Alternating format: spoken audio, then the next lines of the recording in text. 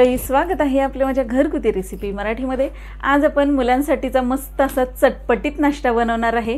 शाळेला सुट्ट्या चालूच आहेत आणि मुलांचं तर सतत खेळणं बागडणं सुरूच आहे आणि यामुळे त्यांना सतत भूक सुद्धा लागत असते। तर त्यांच्या या छोट्या मोठ्या भुकेसाठी मस्त चटपटीत असा आज आपण नाश्ता बनवणार आहे। तर आज आपण आचारी पराठा बनवणार आहे। रेसिपी तुम्ही कधी ऐकलीही नसेल आणि खाल्ली सुद्धा नसणार आहे, मला माहिती आहे, कारण इतका सुंदर आणि टेस्टी हा नाश्ता आहे ना की तुम्ही व्हिडिओ बघितल्या नक्की करायला घ्याल। इतका सुंदर आणि टेस्टी आपला नाश्ता आहे। तर चला मग पटापट आपण पराठा बनवून घेऊया। पराठा बनवण्यासाठी सगळ्यात आधी आपण इथे लोणचं घेतले बघा।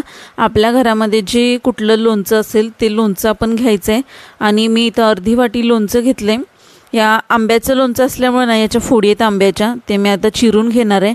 एकदम बारीक करायचं म्हणजे पिठात लागू नये असं आपण हे लोणचं एकदम चिरून घ्यायचं आहे। जो कोयचा कडक भाग असतो तो आपण काढून टाकायचा आणि जे फोडी असतात ना, मऊ भाग आहे तो सगळा आपण इथं चिरून घ्यायचा, एकदम बारीक चिरून घ्यायचं आहे। मिक्सरला लावलं तरी चालेल, पण ना बारीक होणार नाही कारण त्याच्यामध्ये कडक भाग पण असतो कोयचा, त्यामुळे चिरूनच घ्या। चिरून छानपैकी व्यवस्थित आपल्याला हवं तसं होतंय तयार ते।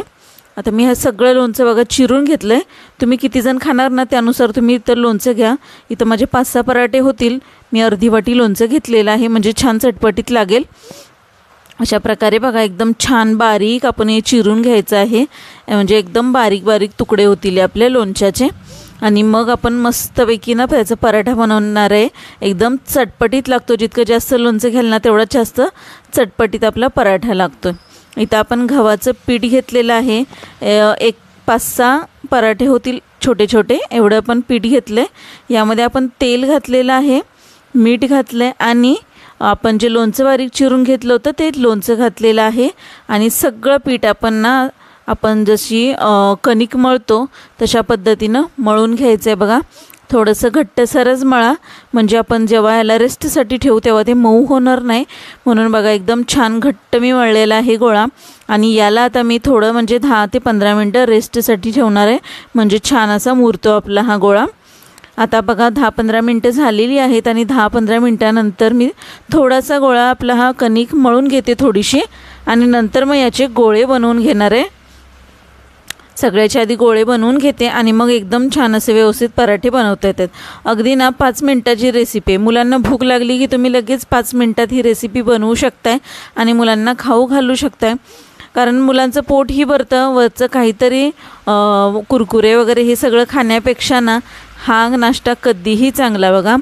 पूर्ण आपण पोळी लाटली आणि त्याच्यावर तूप लावलं आणि वरून आपण पुन्हा थोडंसं पीठ बुरबुरलं आहे, आपलं आहे हेच गव्हाचं पीठ आहे आणि अशी चौकोनी घडी घालून घेणार आहे। आता बघा तुम्ही चौकोनी घाला त्रिकोणी घाला तरीसुद्धा चालेल।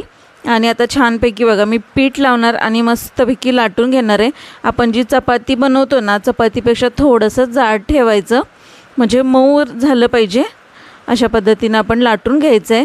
आणि मस्तपैकी आपला बघा पराठा तयार झालेला आहे।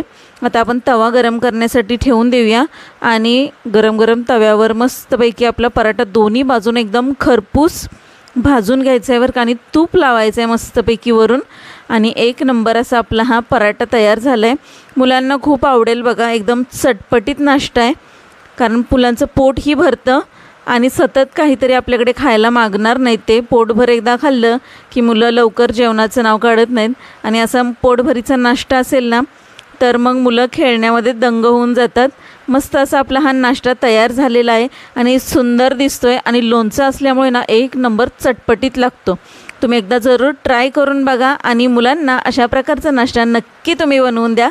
मुलं खूप आवडीने खातील आणि त्यानंतर मला कमेंट करून सुद्धा सांगा कसा झाला होता।